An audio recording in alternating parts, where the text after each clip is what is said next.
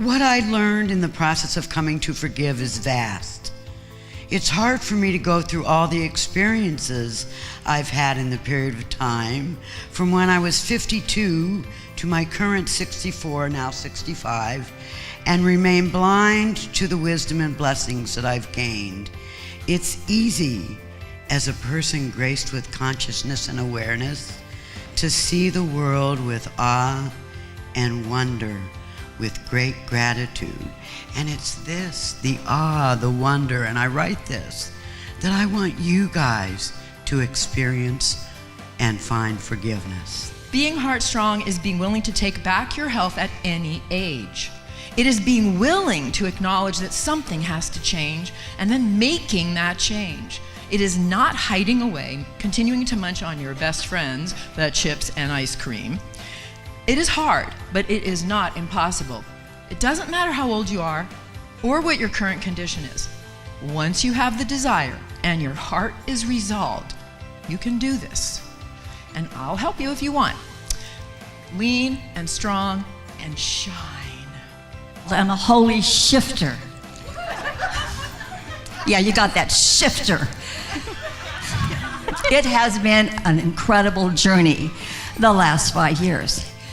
I start the chapter off by saying tick-tock, tick-tock, because when I wrote it, I had just turned the big 7-5. Good grief. I had no idea my life was going to be looking like this. Talk about medical bankruptcy. You're kidding me, really?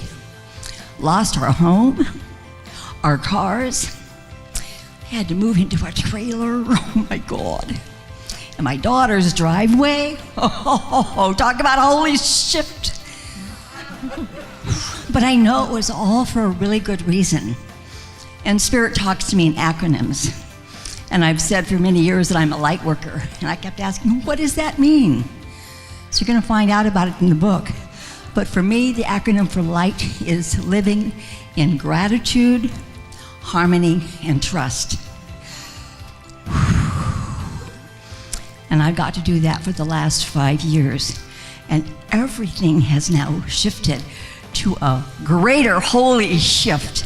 My chapter is all about helping find the things, for you to be able to shine. I've had the privilege to be able to represent a lot of organizations and stuff as a result, but the song goes like this. It says, when I look at all the people I've seen this past year, some were touched with happiness while others filled with fear. Some just need a warm embrace while others need a prayer. When they look deep into your eyes, will they see someone who cares? Are you an agent for progress more than just a notion? Are you an agent for progress joining healing's emotion today? And it says, you may be a beacon of hope or a whisper in the night for someone who feels all alone but still chooses to fight.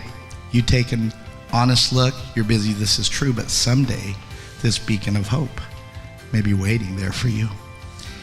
And it's all about not giving up, because I value moments, I value time with Rebecca, all of you here. I really take to heart the specialness this is. I got a commission and got to wear shoulder boards. And the day before I got my commission, all my buddies were calling me John, all this kind of stuff. The next day they were calling me Sir. The very next day. What was the difference?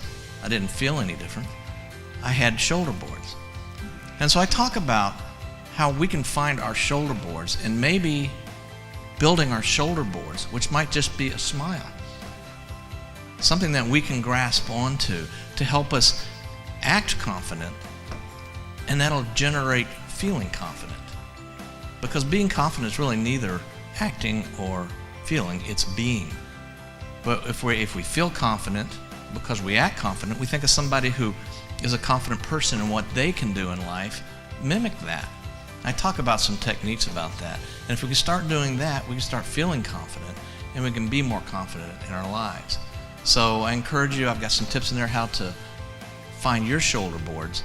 People say to me, why do these funny things keep happening to you? And I say back, if you listen carefully, they really weren't funny at the time. My chapter, page 220, is my adventures in Moscow. Everybody has a choice in any situation. You can choose to laugh or you can choose to cry. And guess what? I choose to laugh, and I hope you will too. We are challenged with different things throughout the day, every single day, and we have an opportunity to choose.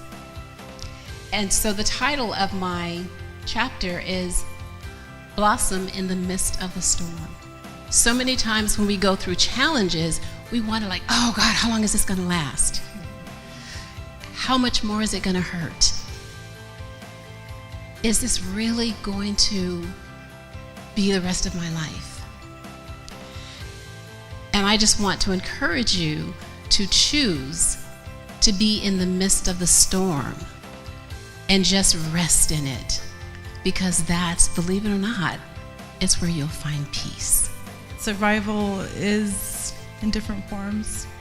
You know, you can be a survivor of a medical condition or a car accident or, I don't know, something, but there's surviving situations of your life too.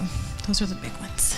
So, before you stand a survivor of many situations, which ironically just seem to follow me everywhere, but it's getting better.